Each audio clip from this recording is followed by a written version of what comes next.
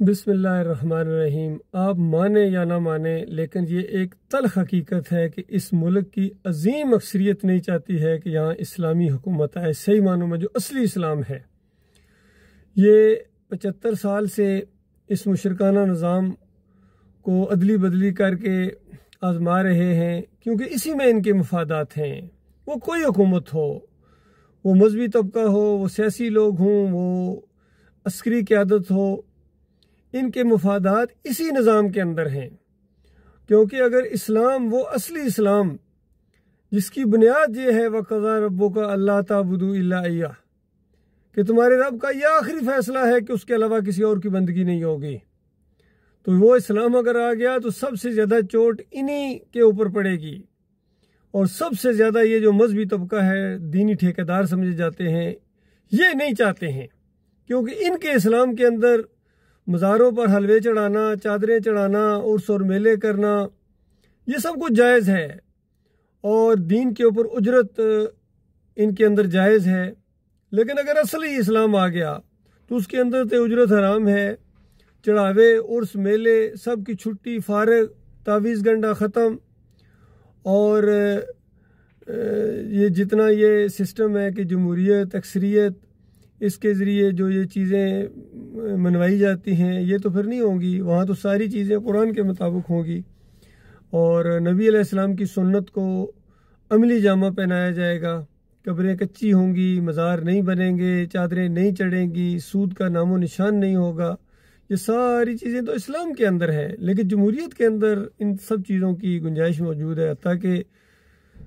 عمران خان جیسے آدمی بھی مدینہ ریاست کا دعویٰ کرنے کے باوجود اس اسلام کی بات نہیں کرتے ہیں جو اصلی اسلام ہے، کیونکہ ان کے جمہوری اسلام کے اندر پھر یہ مزار نہیں ہوں گے جہاں جا کے یہ سجدہ کریں، یہاں یہ جنتی دروازے نہیں ہوں گے زمین کے اوپر جہاں سے یہ گزریں، پیری مریدی نہیں ہوگی یہاں، پھر یہاں طارق جمیل جیسے جو درباری ملا ہیں ان کی کوئی گنجائش نہیں ہوگی جو ان کی تعریفیں کریں، لمبی لمبی دعائیں مانگیں۔ طاہر القادری جیسے اسلام کی یہاں پھر کوئی گنجائش نہیں ہوگی، نہ اعلیٰ حضرت رہیں گے، نہ ابو العلا رہیں گے، نہ وحدت الوجود رہے گا، نہ وحدت الشہود رہے گا، نہ حلول کے عقیدے ہوں گے، نہ گھوڑے کا جلوس نکلے گا، نہ گائے کا جلوس نکلے گا، نہ مورتی پوجا جائے گی، نہ قبر پرستی ہوگی۔ یہ سارے باطل سسٹم ختم کر دیے جائیں گے۔ اس وجہ سے ان کی اکثریت نہیں چاہتی ہے، اور اسی وجہ سے اللہ کے عذاب کا کوڑا ان کے اوپر نازل ہو رہا ہے کہ جب تم اللہ کا دین نہیں چاہتے ہو، پھر پیسو چکھو ان مزے عذاب کے۔ یہ تمہارے اوپر اللہ کے باغیوں کو مسلط کر دیا گیا ہے، بالکل اسی طرح جس طرح بنی اسرائیل کے اوپر فرعون کو مسلط کیا گیا تھا۔ لیکن جب وہ اللہ کی طرف انہوں نے رجوع کیا ہے موسیٰ علیہ السلام کی دعوت کے ذریعے، تب اللہ تعالیٰ نے اپنے اس دشمن کو پکڑا ہے اور ان کو آزادی دی ہے۔ حقیقی آزادی یہ ہوتی ہے۔ تو جب تک یہ قوم اللہ کی طرف رجوع نہیں کرے گی، توحید کو اختیار نہیں کرے گی، رد شرک نہیں کرے گی، اور ایمان خالص نہیں کرے گی، شرک اور کفر کی ساری بنیادوں کو جب تک نہیں اکھیڑ دیا جائے گا، کوئی خیر اس امت کے اندر نہیں آ سکتی۔ سارے مسلمان کان کی ساری کھڑکیاں کھول کر سن لو، اور اگر ان کے ساتھ، ان اپنے اکابرین کے ساتھ جو شرک اور کفر کے دائی ہیں، ان کے ساتھ ہمیشہ کی آگ کے اندر تمہیں رہنے کا شوق ہے، تو پھر ڈٹے رہو، انہی کو ووٹیں دیلتے رہو، عرس اور میلے کرتے رہو، پیر صاحب کی پنڈریاں دباتے رہو، واسطے وسیلے کے ساتھ اللہ کو گالیاں دیتے رہو، اور مرنے کے ساتھ جہنم کی آگ کے اندر اتر جاؤ، اور پھر جب تک قیامت قائم نہ ہو اوپر برزخ میں یہ عذاب دیا جائے گا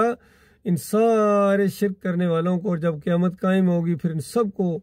ان کے اکابرین سمیت، ان کی مورتیوں سمیت، ان کے گنبدوں سمیت، ان کے پیروں سمیت، ان کو ہمیشہ کی آگ کے اندر، خون اور پیپ کی وادیوں کے اندر دھکیل دیا جائے گا۔ یہ ایک ایسی تلخ حقیقت ہے،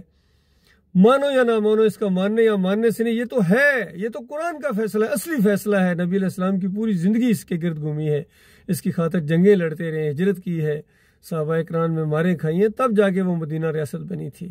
اللہ کے فضل و کرم سے پھر یہ دعوت اٹھی ہے، انشاءاللہ یہ اسی طرح رنگ لائے گی جس طرح پہلے سے رنگ لایا تھا۔ اللہ کے رنگ